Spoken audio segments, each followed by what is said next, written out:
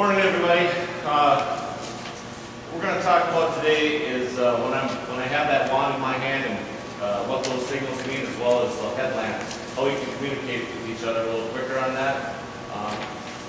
When we get out there, when we finish the morning launch topic, we'll walk out and I will start my timer, and that just gives you guys about 8.5 minutes to do the initial part before we start the brake test. When my wand goes into flash mode, this means you got about 1.5 minutes left to kind of finish up, hopefully. I mean, we're not going to be there right away, but that's the goal, is 8.5 minutes before we start the brake test. So the last, like I said, 1.5 minutes, I'll have that on flash mode. When I switch to the solid lights, that's when we start the brake test. Pump down the brakes using the, it should take about 30 seconds. Once you guys rev up, I'll give the shutdown signal, which is I'll have that light on solid, and I'll be doing this. So know you can shut down. And that's where I'm going to walk behind the trucks. Probably, as long as there's a mechanic here, one of us will walk behind, one of us will walk in front and check for air leaks. When I start pointing the wand down, it signals to put your foot on the brake and hold it. And that's for a second time I'm going to walk behind and make sure everybody's brake lights are working. Then of course you pump your brakes all the way down, and I'll be doing that downward motion with the light there until your button pops out in your dash. You start the trucks back up. As far as hydraulic tests, ASLs and front loads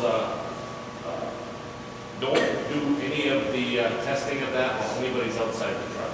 Why is it important that we're not operating any of the hydraulics while on those two types of trucks while people are outside? Right, or other trucks. Rear loads, when we test the rear load hydraulics. Correct. After the truck's started, though, you can't do it on your initial walk around when the truck's not running. Right. In Duluth, they honk when they're ready to leave the yard. If you're ready to leave the yard, we can do it that way. Also, we'll get to it in the headlamp signals. As soon as you turn your headlamp off, I know that you're ready to leave the yard. So as far as headlamps go, we're going to turn those on when we walk out there. If you have any issues or there's a problem, you need me to come up and talk to you, switch it to red. And then like I say, when you turn your headlamp off, I know you're ready to leave the yard. And always make sure we're checking horns before we leave. Anybody have any questions? If someone in the middle has an issue, do we get him in the shop right away, or do we not disrupt this? We let everybody else get going. We definitely don't disrupt the launch. We kind of let them just, I'm going to complete the launch and then we'll take care of it after the launch as everybody's got out. Kind of on a case-by-case basis.